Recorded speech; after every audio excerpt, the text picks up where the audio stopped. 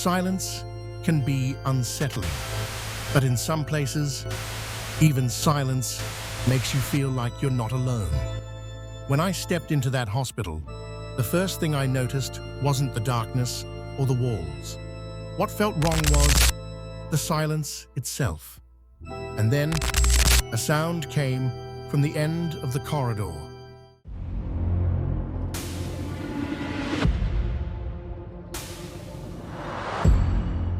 The building had been abandoned for years.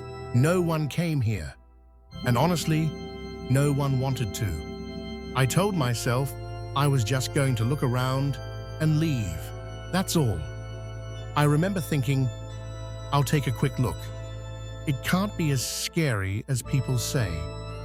As soon as I walked in, there was a sharp smell.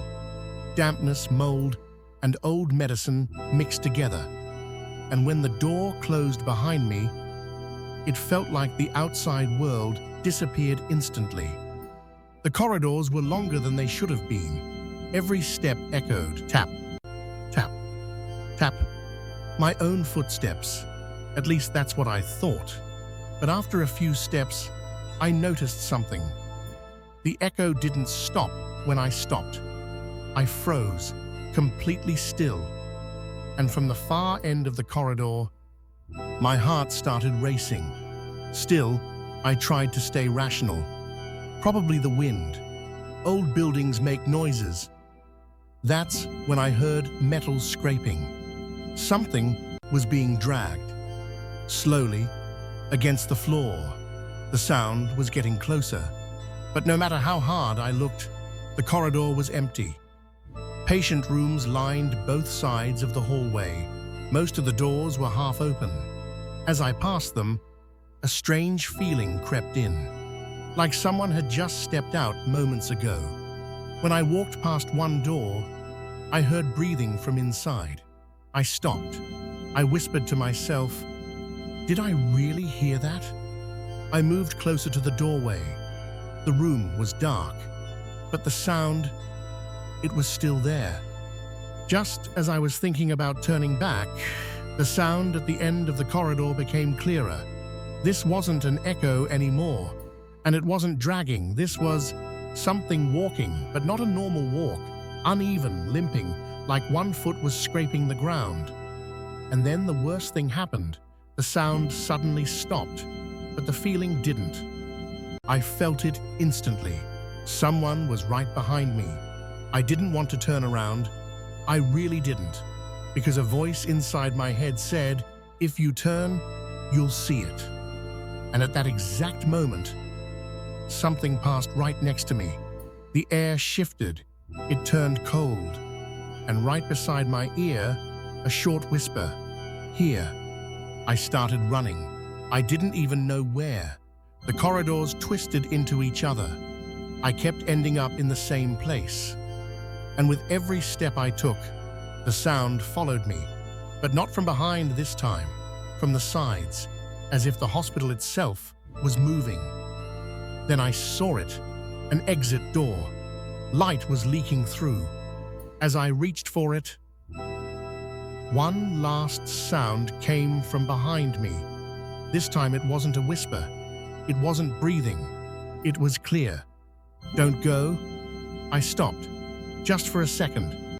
Then I opened the door and ran outside. Outside, everything felt normal. Cars, wind. But my ears were still inside that hospital. That night, I couldn't sleep, because I could still hear it. Those uneven footsteps.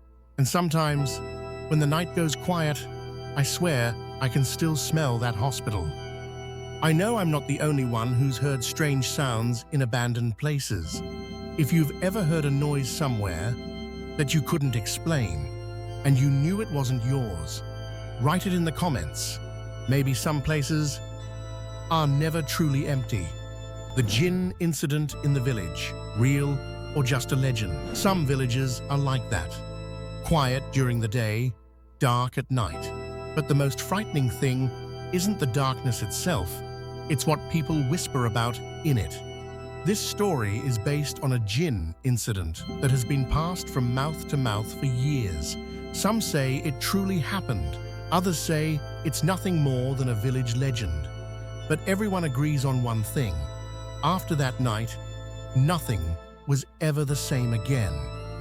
This incident took place in a small village far from the city. Power outages were common, and at night, even the streetlights barely worked. The first thing I noticed when I went there was this. After the evening prayer, no one went outside. When I asked why, the answers were always vague. There's no need. It's just how it is. Nights aren't good here. But no one wanted to explain further. Everything started in an old house on the edge of the village. It had been empty for years. No one went near it. One night, people claimed they saw lights inside the house, but the house had no electricity. Soon after, sounds began to be heard, doors creaking, whispers, and the most unsettling part, more than one voice speaking at the same time. One villager told me, it didn't sound human, it felt familiar, but it wasn't. As time passed, things became stranger. On some nights, voices could be heard calling people by name from within the village, but no one was ever seen. What was even more disturbing was this. Whoever's name was called woke up exhausted the next morning. One villager said something I still can't forget. It was like something was checking on us, one by one. Eventually, the villagers couldn't take it anymore. They called a religious man from outside the village. When he entered the house, strange noises came from inside.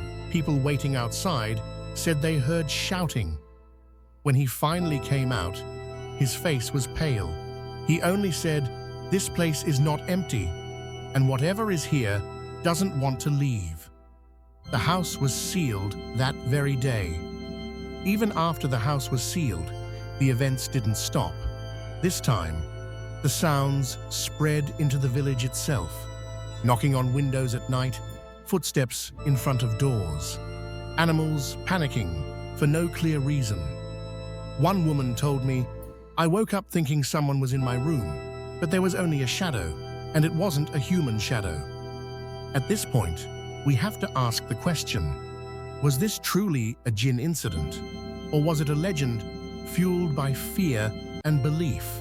From a psychological perspective, fear spreads easily. One person believes, then another. But there were details that couldn't be explained.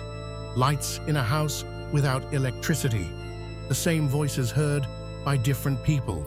And most importantly, no one ever entered that house again. Even today, if you bring this up in that village, people fall silent. They don't want to talk about it.